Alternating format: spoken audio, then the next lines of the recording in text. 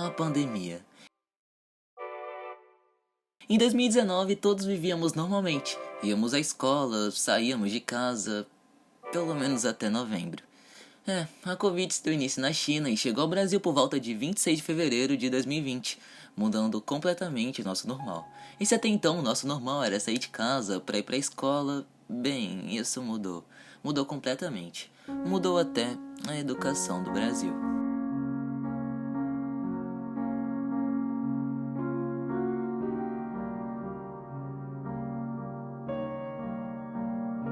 O normal não era mais ter contato com pessoas, o normal era ficar completamente isolado, dentro de casa.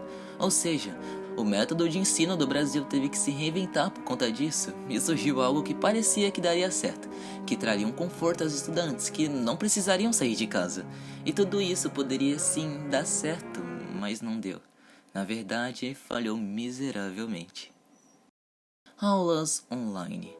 O que na teoria parecia algo prático e só ficou na teoria mesmo. Falta de experiência ao dar aula seguindo esse método, alunos desinteressados, enfim, as escolas foram obrigadas a adotar um estilo de aula que não estavam prontas para pôr em prática, e algo que não acontecia nas aulas normais eram coisas presentes nas aulas online, eram as invasões, os professores sem saber mexer em um aplicativo e nem mesmo em um computador, ou, o pior de tudo, a falta de acesso à internet. Nem todo mundo tinha possibilidade de acessar a internet, já que 47 milhões de pessoas não possuem internet no Brasil. Ou seja, o método não foi muito efetivo e deixou os estudantes mais burros.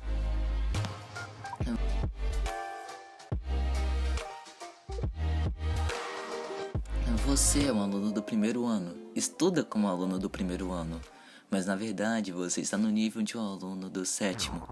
2 anos de pandemia fez com que os alunos caíssem, despencassem de nível. Com a pandemia, um aluno do ensino médio tem o pior desempenho da história, com a defasagem de 6 anos. E sabe o que muitos faziam na pandemia? Se conectavam na internet e viviam lá. Uma terra que se você busca coisas boas, você acha. Mas as coisas ruins aparecem para você sem mesmo você procurar. Podemos dizer que a internet é uma terra de informação recheada de desinformação. Desinformação que as crianças e jovens consumiam, e na pandemia cada vez mais.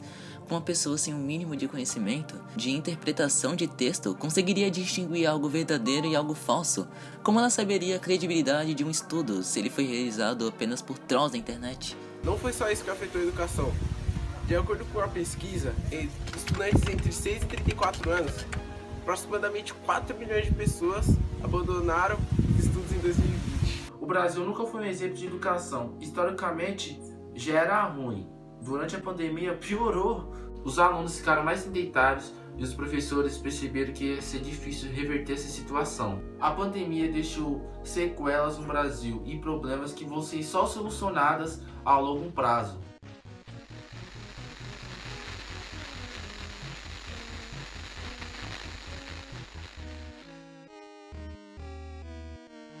Não foi só a pandemia ou algum governo específico que fez com que a educação se mantesse em baixo nível.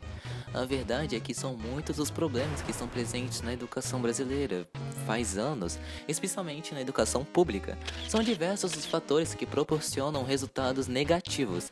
Um exemplo disso são as crianças que se encontram no 6º ano do ensino fundamental e não dominam a habilidade de ler e escrever. Esse fato é resultado direto do que acontece na estrutura educacional brasileira, pois praticamente todos os que atuam na educação recebem baixos salários.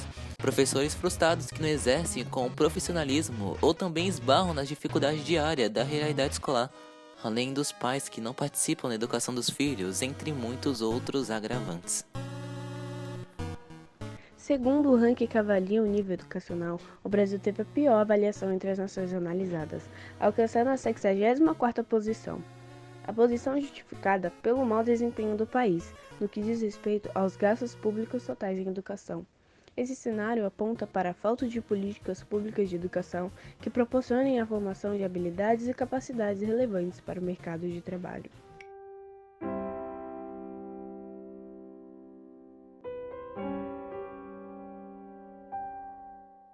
A ansiedade é um problema que afeta muitas pessoas, principalmente pessoas que estão em constante mudança como os jovens.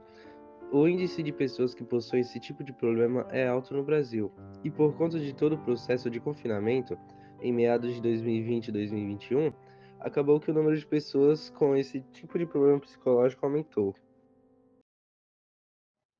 E claro, uma peça-chave para que a educação seja de alto nível são os próprios estudantes, eles que formam a parte mais importante de uma escola. E se muitos deles possuem problemas que dificultam a aprendizagem, a situação fica difícil. Os estudantes são vistos apenas como números para a parte superior.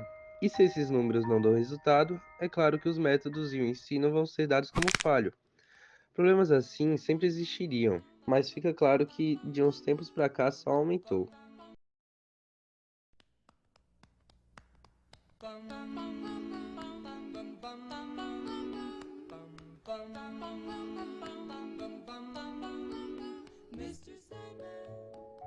Bom, muitas outras coisas aconteceram durante todo esse período, mas queremos mostrar os principais pontos negativos deixados pela pandemia, mesmo que algumas coisas tenham passado despercebidas.